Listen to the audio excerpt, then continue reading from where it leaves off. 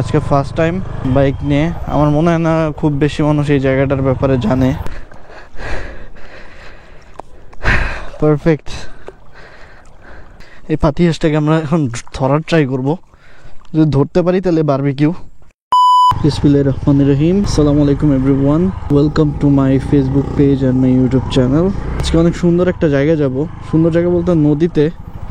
ঈদের দিন আমরা এই প্লেসটা দেখছিলাম, বাট ঈদের দিন যাইতে এদিক দিয়ে কি যাওয়া যাবে? ওই দিক দিয়ে না? ওকে ওকে।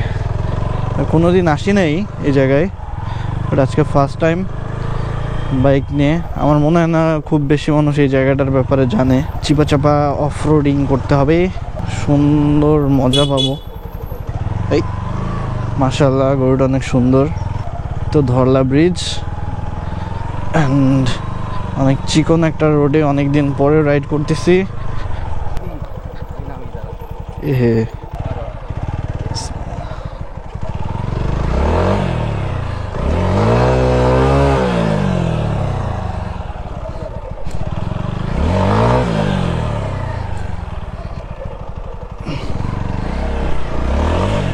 বাবা, পিছনে বার্ন আউট হয়ে গেছে। ভাই নদীর কিনার পর্যন্ত যাওয়া যাবে? ধন্যবাদ। এই তো প্রায় চলে আসছি। স্যার একটু সাইড দিতে হবে। আমরা বাইক এখানেই রাখবো। নদীতে অনেক পানি অ্যান্ড দেখতে হবে এখন কোনো নৌকা ম্যানেজ করা যায় কিনা। ব্রিজ থেকে একরকম লাগে, নিচ থেকে আরেক রকম লাগে।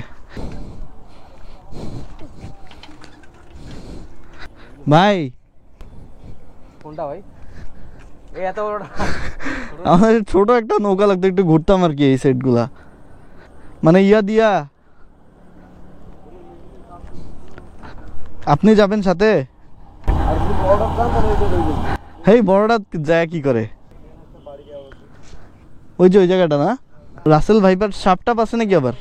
বড়টা নিলে কত টাকা নিবেন খরচ? কতক্ষণ দেখতে গেলে?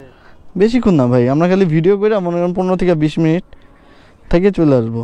300 টাকা যায়। 100 টাকা দিব না, চলেন। তো ফ্রি আছে তো। চলো যাই। 150 টাকা দিব, চলো। হ্যাঁ হ্যাঁ বুঝছি, চলো চলো।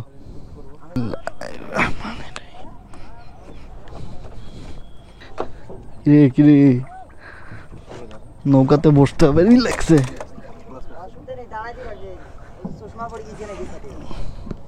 হ্যাঁ হ্যাঁ, এখানে ব্যালেন্স করা একটু প্যারা আছে, সমস্যা নাই। অনেক দিন পরে নৌকায় উঠলাম।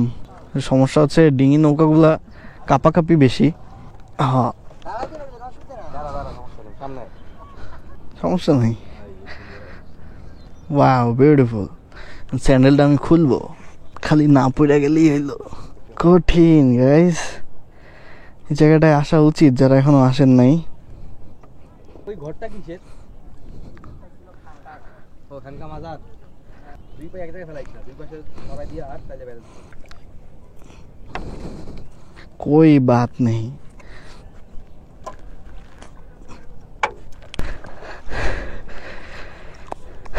পারফেক্ট।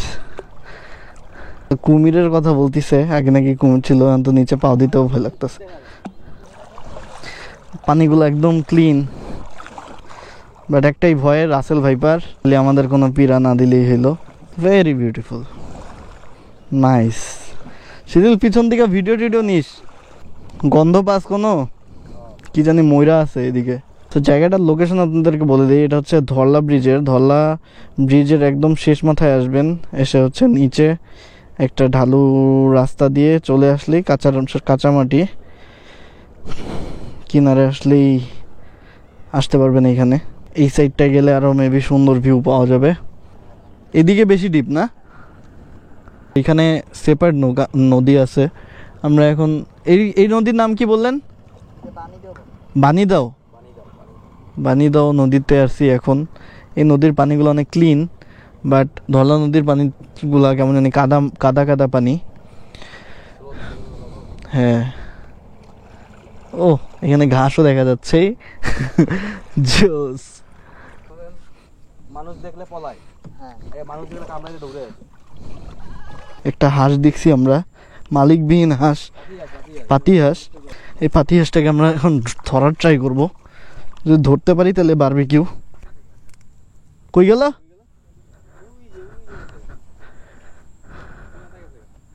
উইরা উইরা গেল গা।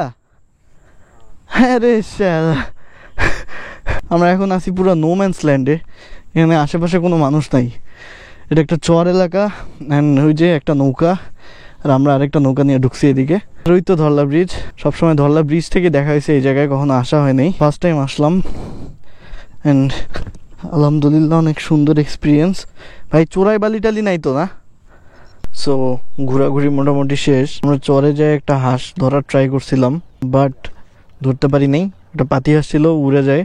অ্যান্ড এই সাইডে সূর্যটা এখন যা লাগতেছে পুরাই জোস। সন্ধ্যা হবে আর কিছুক্ষণের মধ্যে, থাকবো না আর কি, এই জন্য চরের মধ্যে কিছুক্ষণ সময় কাটায় এখন ব্যাক করতেছি। তো ভিডিওটা এই পর্যন্তই থাকবে। সবাই ভালো থাকবেন, সুস্থ থাকবেন, আমার জন্য দোয়া করবেন। Thanks for watching the video.